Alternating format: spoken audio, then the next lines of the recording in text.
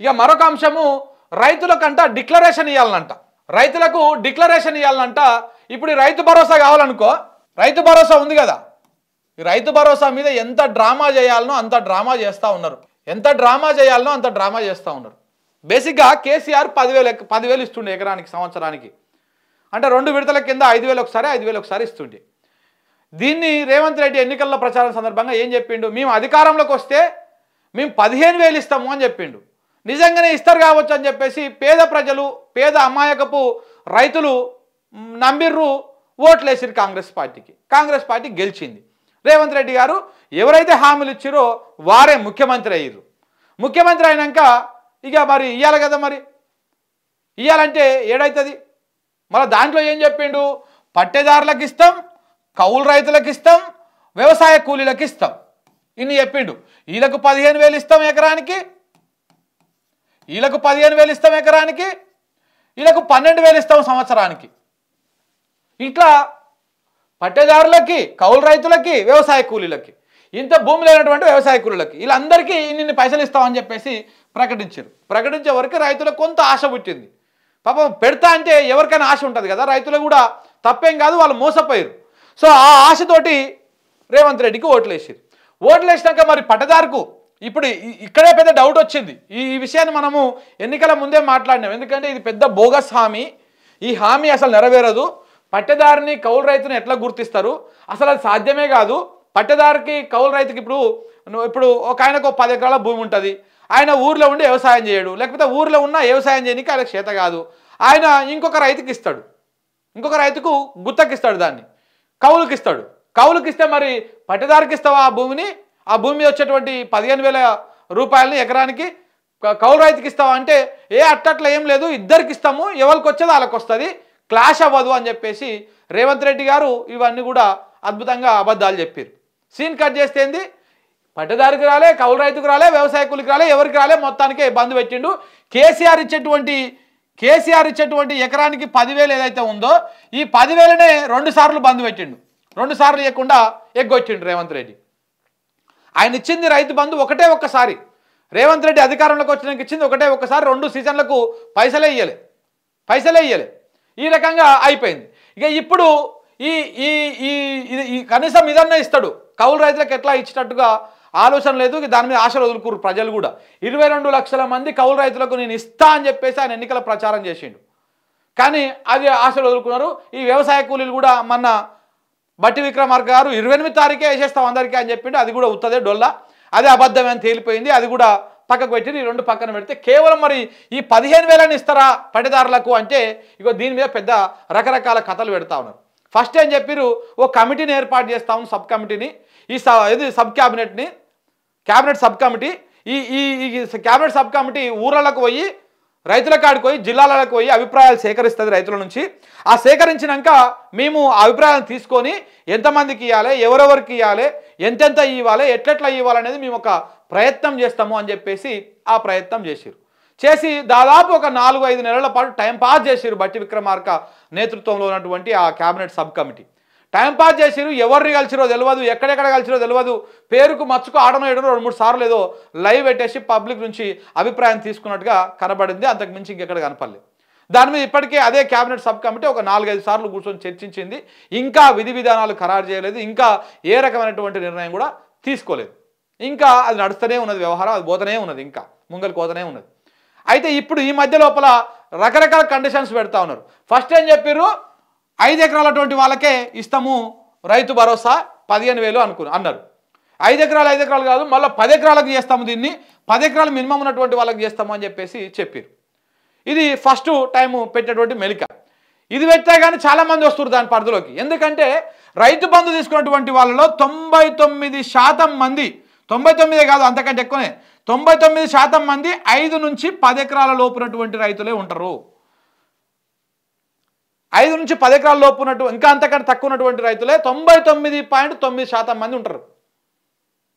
ఎక్కువ మెజారిటీగా అంతమంది రైతులే వస్తారు. ఒకవేళ ఈ లెక్క ప్రకారం ఇచ్చిన 5 ఎకరాల వరకు ఇచ్చినా కానీ మెజారిటీగా వస్తుంది. ఇంకా మీకు దీనికి కావాలంటే లెక్కలు కూడా చూపిస్తాయి. ఇందులో ఒకసారి చూడండి మీరు, ఇందులో కూడా ఇక చూడండి ఎంత పర్సెంటేజ్ వాళ్ళు ఉంటున్నారంటే ఇగో 1 ఎకరం లోపల ఉన్నటువంటి వాళ్ళు ఈ మొత్తం ఉన్నటువంటి రైతులల్లా టోటల్ రైతులల్లా మొత్తం నెంబర్ ఆఫ్ ఫార్మర్స్ 18 లక్షల రైతులు ఉన్నారు. 18 లక్షల మంది ఫార్మర్స్ ఉన్నారు. ఏది 18 లక్షల ఎకరాలు ఉన్నాయి. ఏది 1 ఎకరం లోపల. 1 ఎకరం నుంచి 2 ఎకరాల లోపల ఉన్నటువంటి వాళ్ళు 24 లక్షల మంది ఉన్నారు. 48 లక్షల ఎకరాలు ఉన్నాయి. అంటే ఎంత పర్సెంటేజ్? 30% మంది రైతులు ఉన్నటువంటి 100%లల్లా 30% మంది రైతులు ఎకరం లోపల ఉన్నటువంటి వాళ్ళు ఉన్నారు. 41% మంది రైతులు ఎకరం నుంచి 2 ఎకరాల మధ్యలో ఉన్నటువంటి వాళ్ళు ఉన్నారు. 3 నుంచి 4 ఎకరాల మధ్యలో ఉన్నటువంటి రైతులు 18% మంది ఉన్నారు. 5 నుంచి 10 ఎకరాల మధ్యలో ఉన్నటువంటి రైతులు 7.5% ఉన్నారు.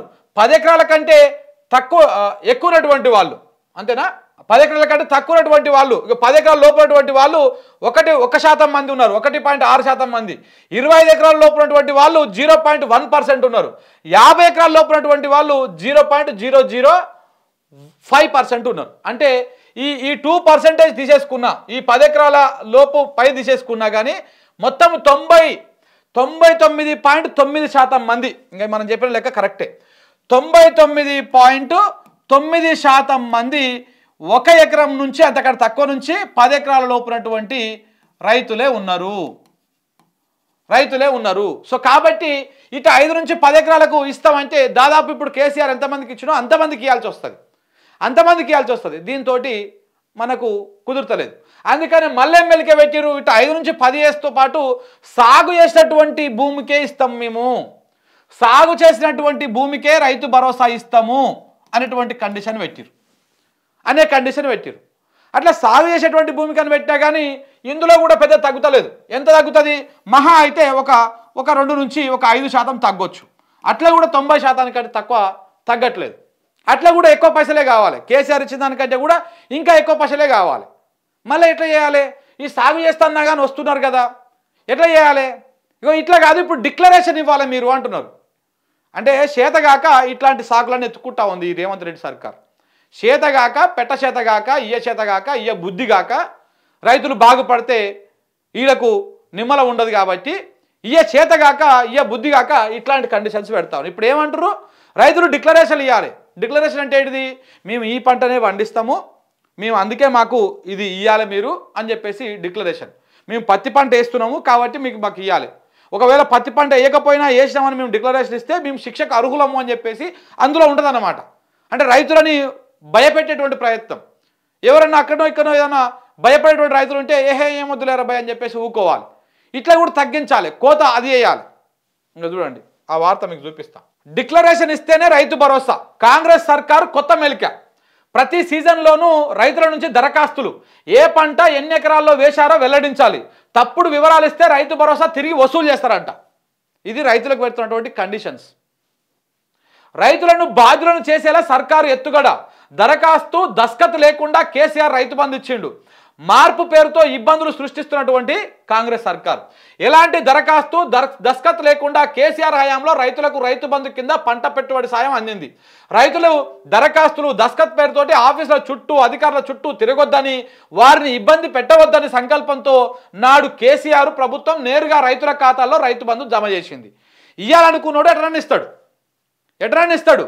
ఒక్కసారి అనుకుంటా నాకు తెలిసి రైతు బంధుకు సంబంధించి ఈ ఫస్ట్ చెక్కులు ఇచ్చిర్రు. అప్పుడు స్టార్టింగ్లో ఏమన్నా అటు ఉంటే అప్లికేషన్లు తీసుకున్నారు. మొత్తం బ్యాంకుల కాడ నుంచి డీటెయిల్స్ అన్ని తీసుకొని కేసీఆర్ సర్కారు డైరెక్ట్గా రైతులకు మేలు చేసే కార్యక్రమం చేసింది. తర్వాత ఎప్పుడు కూడా ఏ అప్లికేషన్ దుకాణం పెట్టలే. ఇస్తా అన్నాడు, అన్న టైంకి ఇచ్చిండు. 2 రోజులు అటో ఇటో, మహా అయితే 2-3 రోజులు, ఒక వారం రోజులల్లో పడిపోతూ ఉండే. ఇవాళ నుంచి రైతు బంధు పడుతున్నాయి అంటే ఇవాళ 1 ఎకరం వాళ్ళకి, 1 ఎకరం లోపల వాళ్ళకి, రేపు 2-3 ఎకరాలు, ఇట్లా వారం రోజులల్లో అందరికీ రైతు బంధు పైసలు పడిపోతుండే. టంచన్గా టంగ్ టంగ్ టంగ్ అని మెసేజ్లు వస్తుంటుండే. ఇవన్నీ పోయినాయి. టంగ్ పోయింది, టంచన్ పోయింది, అన్నీ పోయినాయి. ఇప్పుడు రైతు బంధు కోసం దేవునికి ఎదురు చూసినట్టే ఎదురు చూడాల్సి వస్తుంది రైతులు. ఇక ఆశలు కూడా వదులుకు 2 సార్లకి వెళ్ళి రాకుండా. సో అట్లా ఎప్పుడు కూడా ఏ దరఖాస్తు అని మీరు ఈ ఆఫీస్ కాడుకోర్రి, ఇప్పుడు ఆన్లైన్ అప్లికేషన్లు పెట్టుర్రి. ఇప్పుడు ఇంకొక కొత్త దుకాణం పెట్టిర్రు. ఆన్లైన్లో అప్లికేషన్లు దరఖాస్తు ఫిలప్ చేయాలంట. ఆన్లైన్లో ఫిలప్ చేయాలి. ఏ రైతు పోతాడా ఆన్లైన్ కాడికి? ఏ రైతు పోతాడు? ఏ ఆన్లైన్ కాడుకో, ఏ మీ సేవ దగ్గరకు కూర్చొని రైతు ఫిలప్ చేయాలి అవి? ఎందుకు? ఏ బుద్ధి అయినోడికి ఇవన్నీ పెడతాడా? రైతులు మన ప్రజలు వాళ్ళు బాగుపడితే మనం బాగుపడ్డట్టు అని ఫీల్ అయిపోయి ఇవ్వాలి. అలా ఇవ్వకుండా మీరు దరఖాస్తు పెట్టుకోవాలి, ఆన్లైన్లో అప్లై చేసుకోవాలి, ఇగో ఈ విధంగా చేసుకోవాలి, ఇట్లాంటి కార్యక్రమాలు పెడతా ఉన్నారు. ఇది ఎంతవరకు కరెక్టు? ఆలోచన చేసుకోవాలి. ఇక ఇలా 6 ఏళ్ళు 11 విడతలుగా రైతుల నుంచి ఒక్క దరఖాస్తు కూడా తీసుకోకుండా పైరవీలు కమిషన్లకు తావు ఇవ్వకుండా 73,000 కోట్ల రూపాయలు రైతులకు రైతు బంధు రూపంలో కేసీఆర్ పెట్టుబడి సాయాన్ని ఇచ్చిండు. కానీ మార్పు అంటూ అధికారంలోకి వచ్చిన కాంగ్రెస్ ప్రభుత్వము ఈ విధానాన్ని మార్చాలని భావిస్తున్నది. ఇక పైన రైతు భరోసా రావాలంటే రైతులు దరఖాస్తు చేసుకోవాల్సిందే. అది కూడా ఏటా చేసుకోవాలి. అంటే మనం ఏడుకు 2 సార్లు పంట పండిస్తాం. ఒకటి యాసంగి పండిస్తాం, ఇంకొకటి ఆనాకాలం పంట పండిస్తాం.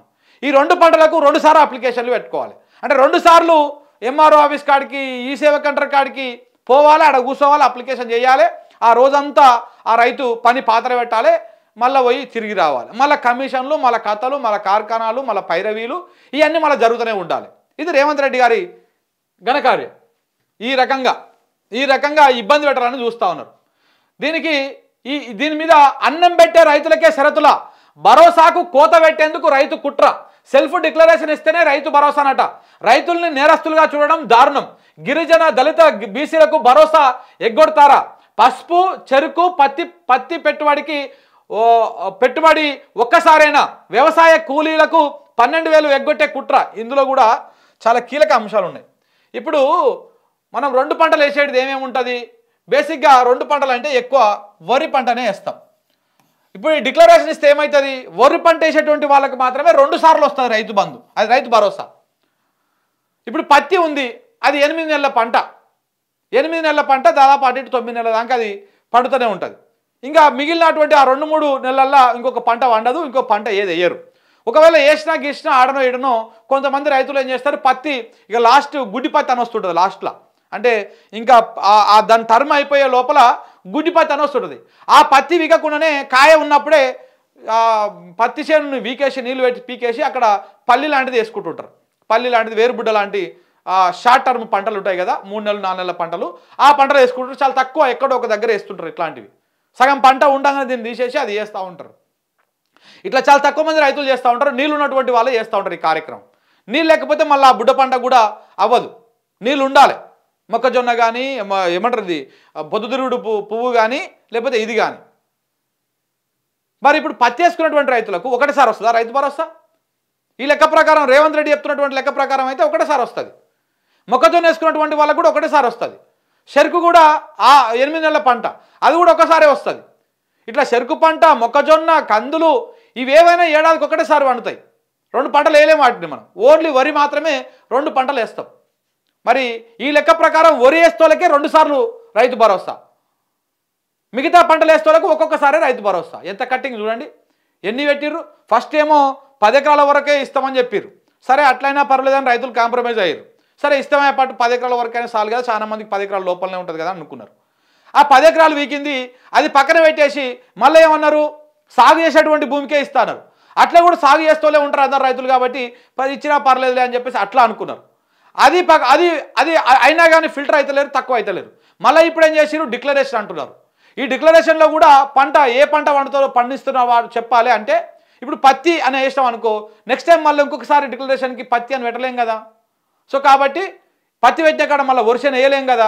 ఇప్పుడు పత్తి ఇంకా చేను మీదనే ఉన్నది. సంక్రాంతి అయిపోయినాక లూట్లు పోతుంటాయి, అప్పుడు పీకేసి వేరే పంట పెడుతుంటారు. ఇప్పుడు యాసంగి వేసుకోలేము. ఒకసారి మెట్ట భూమిని తరి భూమిగా మార్చాలంటే చాలా తతంగం ఉంటుంది, అంత ఈజీ కాదు. పత్తి వేసినటువంటి భూమిలో వెంటనే మనము వరి పెట్టలేము. ఈ ప్రాసెస్కే దాదాపు 4 రోజులు పడుతుంది. మళ్ళీ దానికి వరాలు వేయాలి, మళ్ళీ దున్నాలి, 3-4 సార్లు పెట్టాలి. ఎంత పెద్ద ప్రాసెస్ ఉంటుంది. సో కాబట్టి 2వ పంటని మనం అందులో వేయలేము. పత్తి వేసిన దాంట్లో ఏమైనా వేసినా కానీ చిన్న చిన్న పంటలు ఉంటాయి కదా, అట్లాంటివి ఏమైనా వేసుకోవచ్చు. దానికి వీళ్ళు కౌంట్ చేస్తారో చేయరో కూడా తెలియదు. ఈ రకమైనటువంటి అన్యాయానికి, మోసానికి ఈ రేవంత్ రెడ్డి సర్కార్ పూనుకుంటా ఉంది. ఎక్కడి దుర్మార్గం అండి ఇది? ఇయ్యలేక ఇట్లాంటి అన్ని కండిషన్స్ పెడుతున్నట్టుగా కనబడతా ఉంది తప్ప రైతుల మీద ప్రేమ ఉన్నోడు ఎవరికి ఇట్లా ఏడు. కేసీఆర్ అనడన్నా పెట్టిండా గిట్లా? ఎన్నడా పెట్టిండా? గీ పంట వేస్తేనే పైసలు ఇస్తాము, గీ పంట వేస్తేనే పైసలు ఇస్తాము ఎడన్నా పెట్టిండా? 2 సార్లు ఇస్తానంటే 2 సార్లు ఇచ్చేసిండు. రైతులకు అది కొంతమందికి పెట్టుబడి సాయం కింద అవసరం వచ్చింది, కొంతమంది కుటుంబాలకు సాగడానికి అక్కడికి వచ్చింది. భూమి ఉండి కూడా అందులో సెకండ్ టర్మ్ పంట వేయకపోయినా కానీ ఏదో కుటుంబము పోషణకు అక్కడికి వచ్చింది. ఆ డబ్బులన్నీ మళ్ళీ మార్కెట్లోకి వచ్చినాయి, ఆర్థిక వ్యవస్థ బలంగా తయారైంది. రైతుకు డబ్బులు ఇస్తే తీసుకుపోయి గల్లపేటలో దాచిపెట్టుకోడు, బ్యాంకులు వేసి సేవ్ చేసి పెట్టుకోడు. ఆయన మళ్ళీ మార్కెట్లోకి పెడతాడు. అంటే ఒక కూలీని తీసుకొస్తాడు, ఒక మందుని తీసుకొస్తాడు, లేకపోతే ఒక ట్రాక్టర్ తీసుకొచ్చి దున్నిస్తాడు. అట్లా ఆ విధంగా వాళ్ళకు ఉపాధి కలుగుతుంది, వాళ్ళకు వచ్చిన డబ్బులు మళ్ళీ మార్కెట్లోకి పోతాయి. ఇట్లా రొటేషన్ అవుతూ ఉంటుంది. రాష్ట్ర ఆర్థిక వ్యవస్థ పరిపుష్టిగా బలంగా తయారవుతుంది. కేసీఆర్ తెలివిగా ఆ పని చేసిండు. రేవంత్ రెడ్డి ఏమో ఈయనకి బంద్ పెడదాం, ఆనికి బంద్ పెడదాం అంటే అన్ని బంద్ అయి కూర్చుంటాయి. ఇది రైతులని మోసం చేసేటువంటి విధానం. ఈ విధంగా మోసం చేసేందుకు పూనుకున్నాడు. నిజంగా కేటీఆర్ గారు అన్నట్టు ఇప్పుడు ఎవరికి కూడా అవసరం లేదు. ఎక్కడ ఇందులో అన్నాడు, బడా వ్యాపారులకు, బడా బిజినెస్ మెన్లకు ఇక్కడ బ్యాంకులను ముంచేటోళ్లకు సెల్ఫ్ డిక్లరేషన్ లేదు, కానీ అందరికీ అన్నం పెట్టే రైతులకు మాత్రము సెల్ఫ్ డిక్లరేషన్ ఇవ్వాలనా? ఇప్పుడు సుజనా చౌదరి ఉన్నాడు, బ్యాంకులను మోసం చేసిండు, ఆయనతో సెల్ఫ్ డిక్లరేషన్ తీసుకుర్రా? ఆ గుజరాత్కి వెళ్ళి చాలా మంది వారిపోయారు. ఆయన పేరు ఇంకో మాల్యానా, ఆ కింగ్ ఫిషర్ ఆయన కూడా విజయ్ మాల్యా, ఆయన కూడా వారిపోయిండు. ఏం డిక్లరేషన్లు తీసుకుర్రా? వసూలు చేసిర్రా? బ్యాంకులకు అది చేసిర్రా? ఇట్లా వందల కోట్లు, వేల కోట్లు బ్యాంకులను ముంచిపోయేటోళ్ళకేమో ఏ డిక్లరేషన్లు ఉండవు. అన్నం పెట్టే రైతుకేమో డిక్లరేషన్ కావాలంట. ఇంత దుర్మార్గమైనటువంటి రీతిలో ప్రభుత్వం ఉంటే ఇక ఏం చేయాలి చెప్పండి?